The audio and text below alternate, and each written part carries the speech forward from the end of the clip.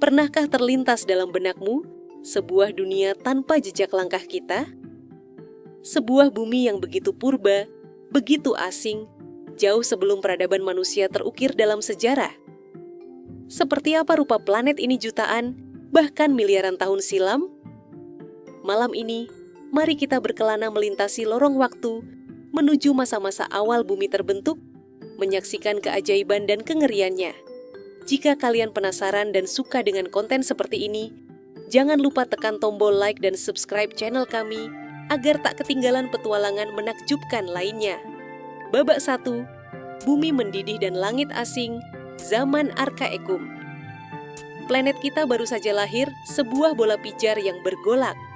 Permukaannya, sebuah lautan magma yang membara dengan suhu yang mungkin melampaui 1200 derajat Celcius pada tahap-tahap terawalnya.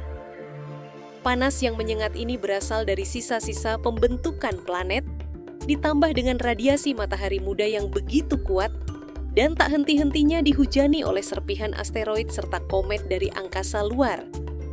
Atmosfer yang menyelimutinya pun sungguh berbeda dari udara segar yang kita hirup kini.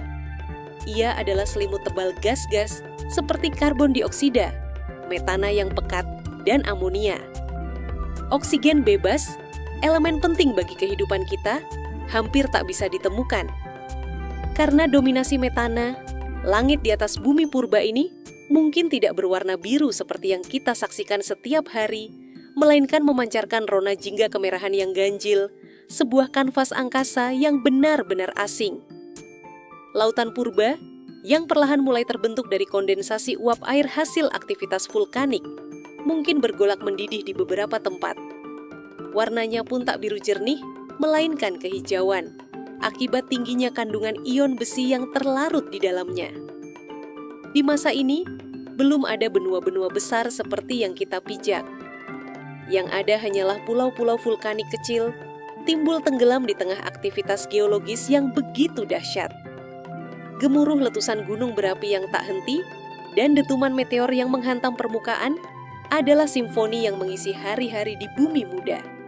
Namun, di tengah kondisi yang tampak begitu ekstrem dan mustahil untuk kehidupan ini, di kedalaman lautan yang lebih tenang dan terlindung, atau mungkin di sekitar sumber-sumber air panas hidrotermal yang kaya mineral di dasar samudera, bisikan pertama kehidupan mulai terdengar. Bukanlah hewan megah atau tumbuhan rimbun, melainkan bentuk kehidupan yang paling sederhana, mikroorganisme purba. Bakteri dan ganggang primitif seperti cyanobacteria dan stromatolith menjadi pionir kehidupan di planet yang masih begitu liar dan panas ini. Sungguh menakjubkan, bukan? Kehidupan menemukan jalannya bahkan di lingkungan yang bagi kita tampak mematikan. Suhu yang membakar, atmosfer yang beracun tanpa selimut ozon pelindung dari radiasi ultraviolet matahari, dan hujan meteor yang terus-menerus nyatanya tidak menghalangi percikan awal kehidupan. Ini mengajarkan kita betapa gigihnya kehidupan itu mampu bersemi dari kondisi yang paling tidak ramah sekalipun. Kemunculan mikroorganisme fotosintetik seperti cyanobacteria di penghujung era ini menjadi titik balik yang monumental. Meski sederhana, mereka mulai melepaskan gas oksigen ke lautan dan atmosfer. Awalnya oksigen ini bereaksi dengan besi yang melimpah di lautan, membentuk endapan-endapan mineral. Namun secara perlahan tapi pasti, kehadiran oksigen ini akan mengubah wajah planet kita selamanya, membuka jalan bagi evolusi bentuk-bentuk kehidupan yang lebih kompleks, yang suatu hari nanti akan menghirup udara yang kaya akan oksigen. Babak 2, ledakan kehidupan di lautan ajaib, zaman Paleozoikum awal, Kambrium. Jutaan tahun berlalu, dan bumi perlahan mulai mendingin. Daratan-daratan raksasa, superkontinen seperti Rodinia, terbentuk lalu mulai terpecah belah, menjadi kepingan-kepingan yang lebih kecil. Permukaan laut pun naik, menciptakan lautan-lautan dangkal yang luas dan hangat, membanjiri tepian benua-benua purba. Yang terpenting, kadar oksigen di atmosfer dan lautan, berkat kerja keras mikroorganisme selama jutaan tahun, mulai meningkat, meskipun belum sebanyak sekarang. Kita kini tiba di sebuah periode yang luar biasa, sekitar 541 hingga 485 juta tahun yang lalu, yang dikenal sebagai periode Kambrium. Periode ini menjadi saksi sebuah peristiwa evolusi yang dikenal sebagai ledakan Kambrium, sebuah ledakan keragaman kehidupan hewan yang terjadi begitu pesat dalam skala waktu geologis. Lautan menjadi panggung utama bagi drama evolusi ini. Air laut di masa Kambrium, seperti yang coba direka ulang oleh para ilmuwan, mungkin tampak jernih dan kebiruan, memungkinkan sinar matahari menembus hingga ke kedalaman tertentu. Dasar laut, yang sebelumnya mungkin hanya dilapisi oleh tikar-tikar mikroba, kini mulai dihiasi oleh struktur-struktur baru. Terumbu-terumbu purba yang dibangun oleh Archaeocyathid, kerabat spons yang kini telah punah, serta berbagai jenis spons lainnya. Dari kedalaman laut Kambrium, muncullah makhluk-makhluk dengan bentuk tubuh yang begitu aneh dan menakjubkan, seolah imajinasi alam semesta sedang diuji batasnya. Banyak di antara mereka mulai mengembangkan cangkang keras atau kerangka luar sebagai pelindung. Salah satu yang paling ikonik adalah Trilobita. Arthropoda bersegmen ini, dengan cangkang kerasnya yang khas, merayap dan berenang di dasar laut, meninggalkan jejak fosil yang melimpah. Lalu ada Anomalocaris, sang predator puncak pada masanya. Dengan tubuhnya yang besar untuk ukuran saat itu, capit-capitnya yang kuat, dan mata majemuknya yang besar, ia berburu mangsa di perairan purba. Tak kalah aneh adalah Opabinia, dengan 5 matanya yang menonjol di atas kepala dan belalai panjang yang dilengkapi capit di ujungnya. Atau Hallucigenia, yang tubuhnya dihiasi duri-duri panjang dan berjalan dengan kaki-kaki bak panggung yang kurus.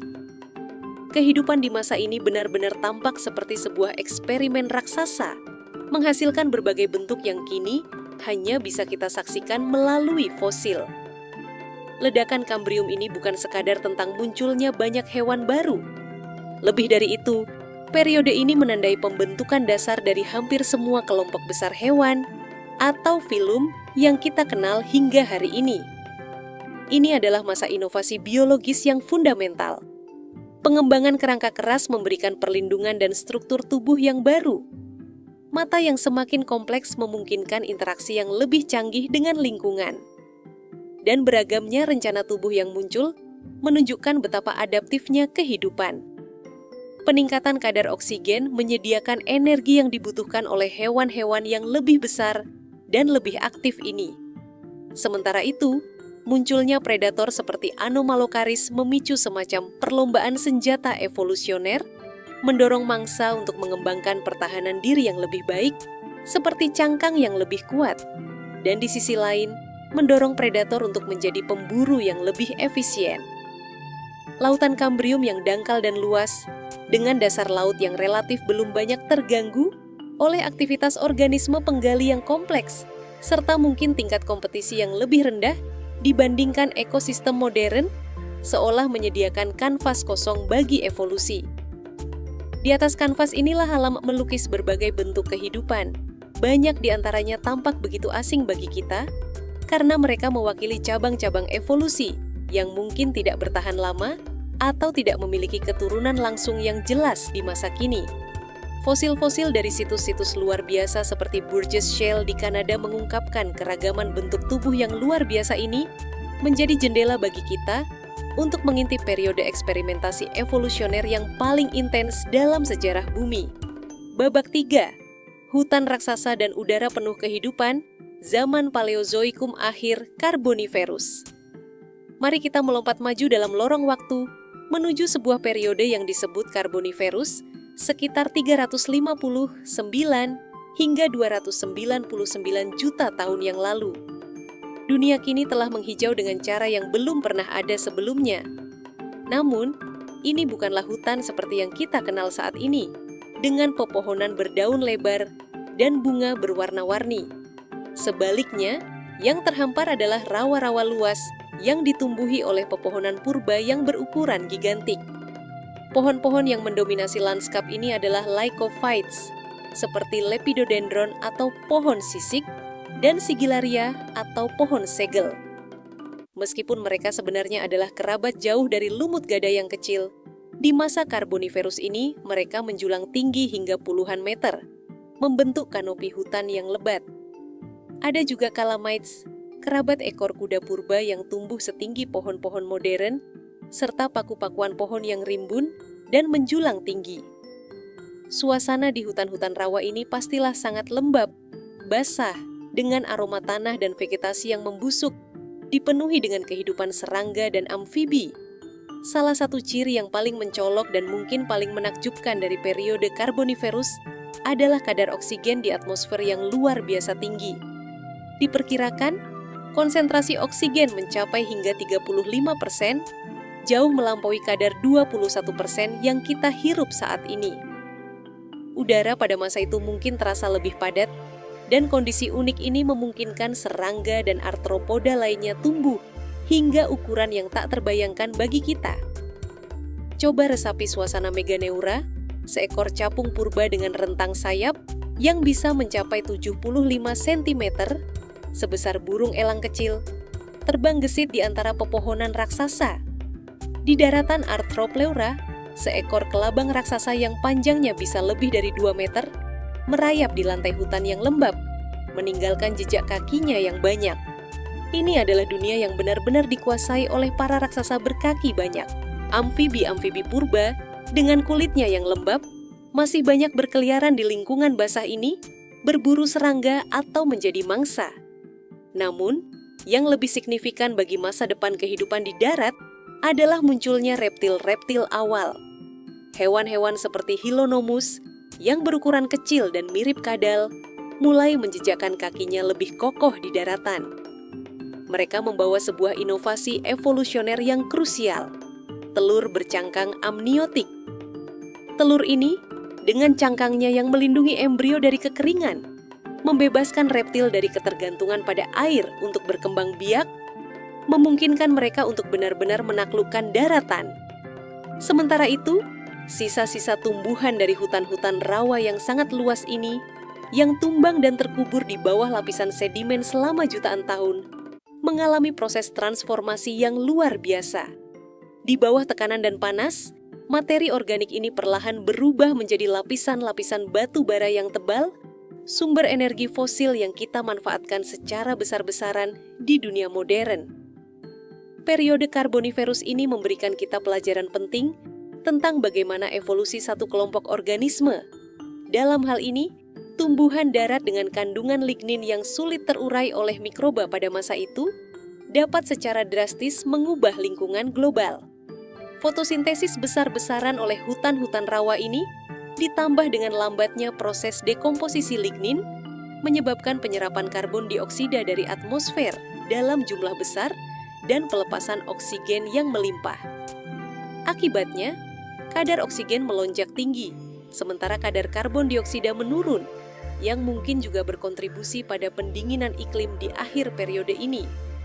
Lingkungan atmosfer yang unik ini kemudian membuka peluang evolusioner yang tak terduga bagi kelompok hewan lain, seperti memungkinkan gigantisme pada arthropoda, karena sistem pernapasan mereka yang pasif menjadi lebih efisien, dan juga mendorong evolusi vertebrata darat yang lebih adaptif seperti reptil.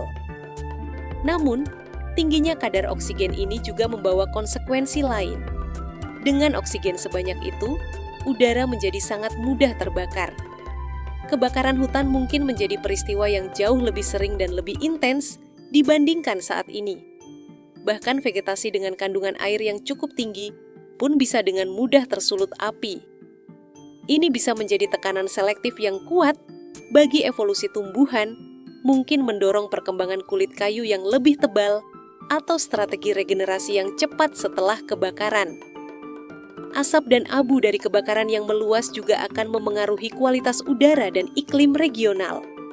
Ini menunjukkan betapa kondisi atmosfer yang ekstrim memiliki dampak ekologis yang luas, tidak hanya pada ukuran hewan tetapi juga pada dinamika seluruh ekosistem. Babak 4, era para penguasa daratan, zaman Mesozoikum, Jura.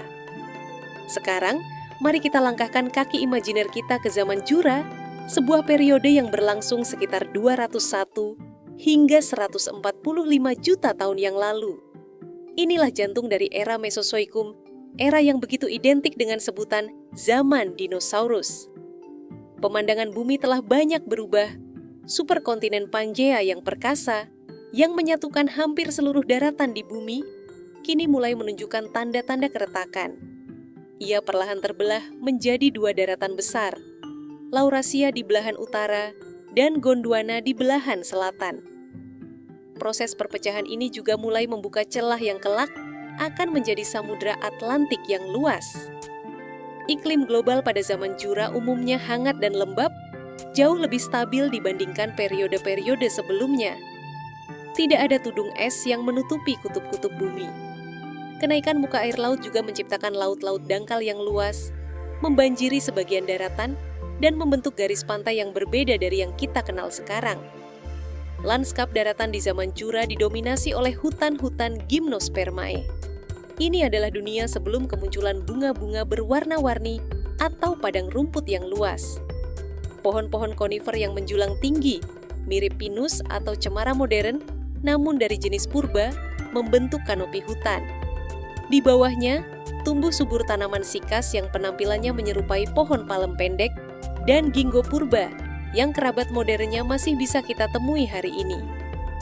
Lapisan bawah hutan diisi oleh paku-pakuan besar dan tanaman unik yang disebut Beneteitales, kelompok tumbuhan berbiji yang kini telah punah, namun melimpah di masa itu. Jika ada area terbuka, itu mungkin berupa savana pakis, hamparan luas yang didominasi oleh berbagai jenis tumbuhan paku, bukan rerumputan. Inilah panggung utama bagi para dinosaurus. Setelah selamat dari kepunahan di akhir zaman Trias, mereka mengalami diversifikasi luar biasa dan menjadi penguasa mutlak di daratan, bahkan merambah lautan dan udara. Di antara pepohonan tinggi, sauropoda berleher amat panjang seperti Brachiosaurus dan Diplodocus merajai lanskap. Herbivora raksasa ini, dengan tubuh sebesar bangunan kecil, meramban pucuk-pucuk pohon konifer dan sikas untuk memenuhi kebutuhan makannya yang luar biasa besar. Setiap langkah mereka mungkin menggetarkan tanah di sekitarnya. Namun, mereka tidak hidup tanpa ancaman. Theropoda karnivora yang ganas seperti Allosaurus, dengan gigi-gigi setajam pisau dan cakar-cakar kuat, menjadi predator puncak di ekosistem Jura. Mereka mengintai mangsa di antara hutan-hutan lebat, siap menerkam herbivora yang lengah. Ada pula Stegosaurus, herbivora lain yang tak kalah ikonik, dengan deretan lempengan besar di punggungnya, yang mungkin berfungsi untuk termoregulasi atau sebagai alat pamer, serta 4 duri tajam di ujung ekornya sebagai senjata pertahanan. Langit Jura juga tidak sepi. Pterosaurus, reptil terbang dengan sayap yang terbentuk dari membran kulit, mengepak melintasi angkasa, mungkin berburu ikan di atas perairan atau serangga di daratan. Sementara itu, di lautan yang hangat, reptil-reptil laut seperti Ichthyosaurus yang mirip lumba-lumba dan Plesiosaurus berleher panjang berenang dengan lincah menjadi predator di dunia bawah air. Perpecahan superkontinen Pangea menjadi daratan-daratan yang lebih kecil ternyata memainkan peran penting dalam mendorong keanekaragaman dinosaurus. Ketika daratan terpisah, populasi dinosaurus yang tadinya dapat saling bertemu menjadi terisolasi secara geografis. Setiap daratan baru ini kemudian mengalami kondisi iklim dan lingkungan yang sedikit berbeda, menciptakan tekanan seleksi yang juga berbeda. Akibatnya, kelompok-kelompok dinosaurus di berbagai benua mulai berevolusi secara independen, menghasilkan spesies-spesies baru yang unik untuk wilayah masing-masing, sehingga meningkatkan keragaman dinosaurus secara global. Ukuran tubuh yang gigantik pada dinosaurus herbivora seperti sauropoda juga tidak lepas dari jenis vegetasi yang tersedia di zaman Jura. Hutan-hutan konifer, sikas, dan paku-pakuan yang tinggi dan melimpah menyediakan sumber makanan dalam jumlah besar yang dibutuhkan untuk mendukung metabolisme hewan-hewan sebesar itu. Leher mereka yang amat panjang memungkinkan mereka mencapai dedaunan di pucuk-pucuk pohon yang tidak terjangkau oleh herbivora lain. Sebaliknya, cara makan para sauropoda ini, misalnya dengan meramban area yang luas atau memilih jenis tumbuhan tertentu, juga kemungkinan turut memengaruhi struktur dan regenerasi hutan-hutan purba tersebut. Ini adalah sebuah tarian evolusi yang rumit antara pemangsa dan yang dimangsa, antara herbivora raksasa dan vegetasi yang menjadi sumber kehidupannya. Babak 5. Fajar dunia baru, zaman Kenozoikum awal Paleogen. Sebuah peristiwa kataklismik, kemungkinan besar hantaman asteroid raksasa, menandai akhir dari era Mesozoikum sekitar 66 juta tahun yang lalu. Peristiwa ini memicu kepunahan massal yang melenyapkan dinosaurus non-unggas, reptil laut raksasa, Pterosaurus, dan banyak bentuk kehidupan lainnya dari muka bumi. Namun, akhir dari satu era adalah awal dari era yang lain.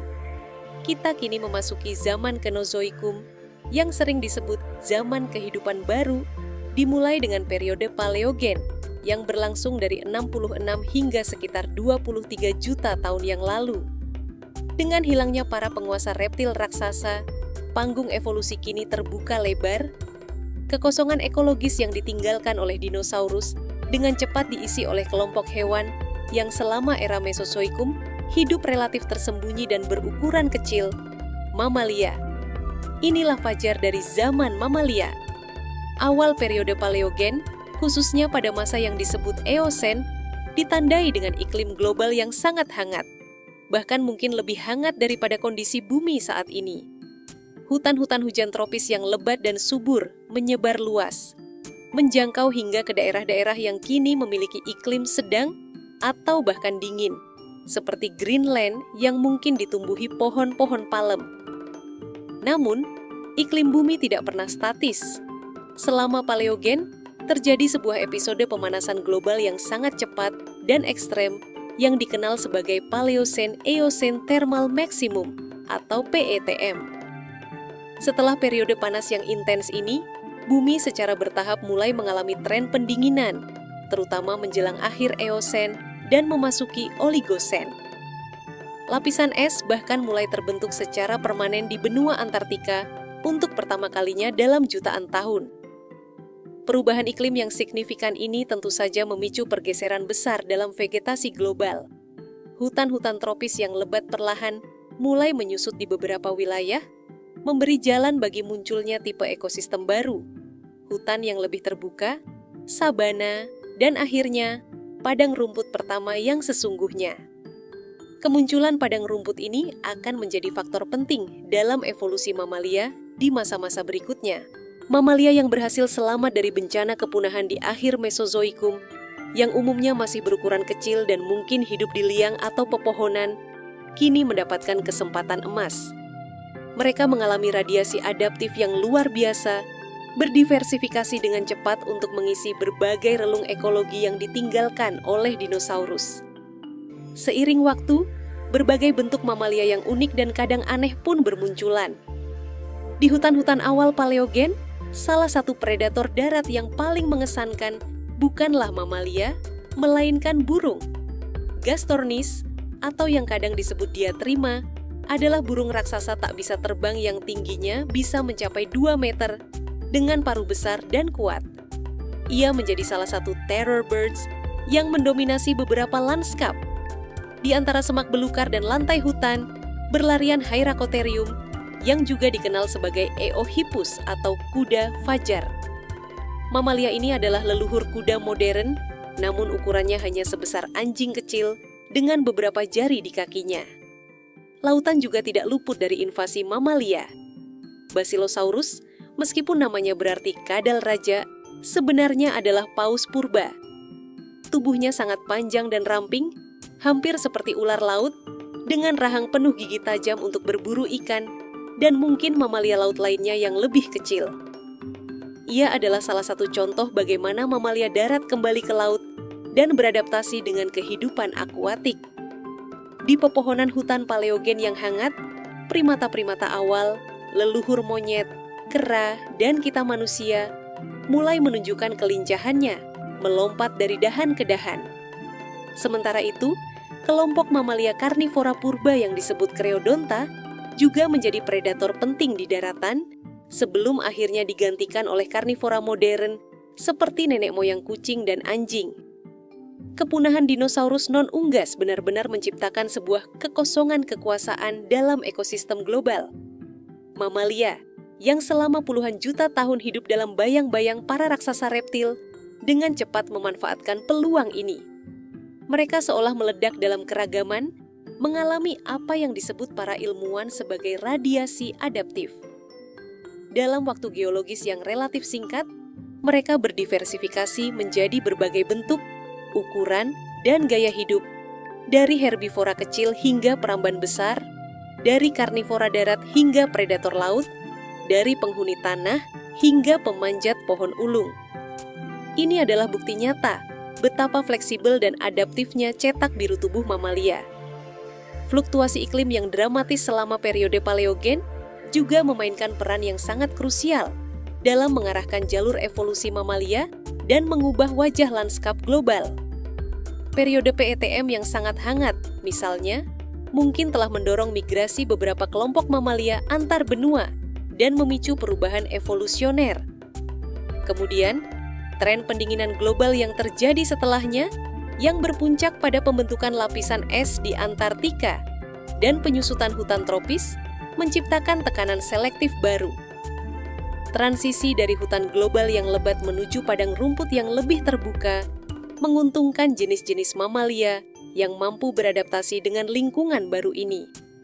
Herbivora yang bisa memakan rumput yang keras dan berlari cepat untuk menghindari predator di tempat terbuka, serta karnivora yang bisa mengejar mangsa di lanskap baru ini adalah mereka yang akan berkembang.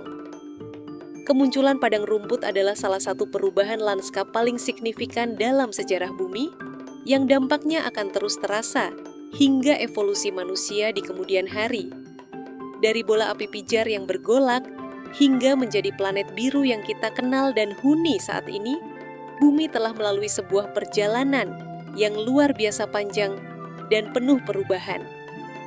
Jauh sebelum peradaban manusia terukir dalam catatan sejarah, bahkan jauh sebelum nenek moyang kita yang paling awal menjejakkan kaki di bumi, kehidupan telah berjuang, beradaptasi, dan berkembang dalam ribuan, bahkan jutaan rupa yang menakjubkan dan terkadang sulit kita pahami. Semoga kisah singkat tentang masa lalu, bumi yang jauh ini dapat membawa sedikit kedamaian dan rasa takjub dalam istirahat malammu. Biarlah cerita tentang dunia-dunia yang telah hilang ini membisikkan lagu pengantar tidur, mengingatkan kita bahwa di bawah langit yang sama, bumi terus berputar, terus berubah, dan kehidupan akan selalu menemukan jalannya. Selamat beristirahat, dan semoga mimpi membawamu berkelana ke zaman-zaman yang telah lalu.